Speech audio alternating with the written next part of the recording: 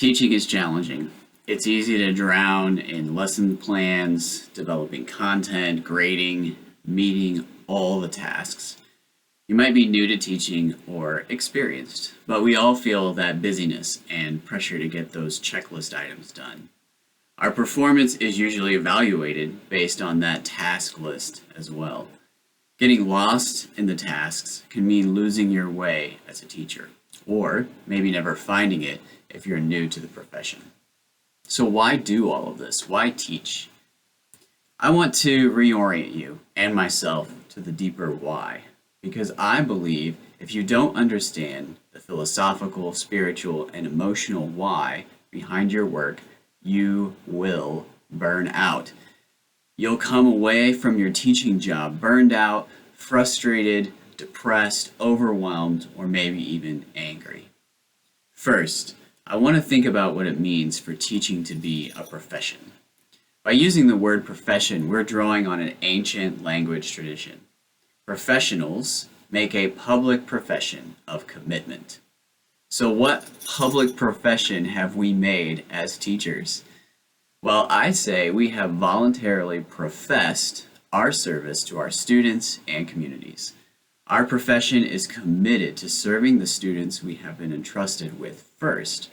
This means, at least to some degree, we aim toward the benefit or interest of our students. There is a lot of debate about how far that commitment should extend. How much should I sacrifice? I don't have an answer to that. I think it will depend on the limitations and circumstances of each teacher and their relationships or demands with their students, communities, families, whatever else they might be tied to. Still, we are committed to serving our students in some way. I don't teach for my own benefit. I teach for my students. This is a kind of sacred covenant we've made with the people we accept as pupils. I've made a promise to use my expertise as an educator to help the student overcome barriers, grow in knowledge and skill, or develop in a holistic way as a human being. Sacred covenant. That's a deep and enduring promise. It also implies a spiritual component, I think. To break a sacred covenant damages my emotional and spiritual well-being just as it damages the emotional and spiritual well-being of my student. When I keep this covenant promise, my aim is to benefit the student, however possible, within my field of expertise as a teacher. In the same way, I try to minimize potential harms. The dynamics of this relationship put the teacher in a position of what I would call a free ruler of all, that is, an autonomous human, but one who has also become a servant to all. We use our autonomy and freedom not for our own benefit, but for the benefit of our students. As a teacher, you're taking on a deeply ethical and spiritual commitment. You are a foot washer, a servant, but not a servant out of obligation, a servant out of love.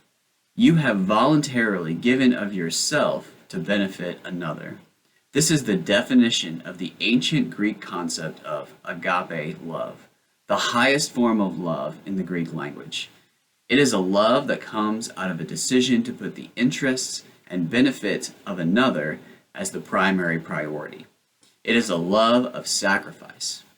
Sacrifice is not necessarily deserved by the other person, but because of the sacred covenant, we render this sacrifice, regardless of whether or not the person deserves it or not, even if the agape is not returned toward us.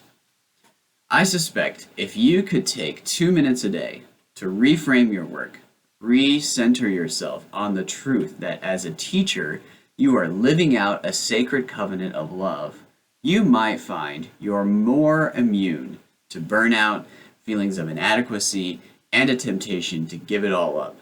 In contrast, I hope that truth energizes and empowers you. Thanks for listening. Now go teach and excel.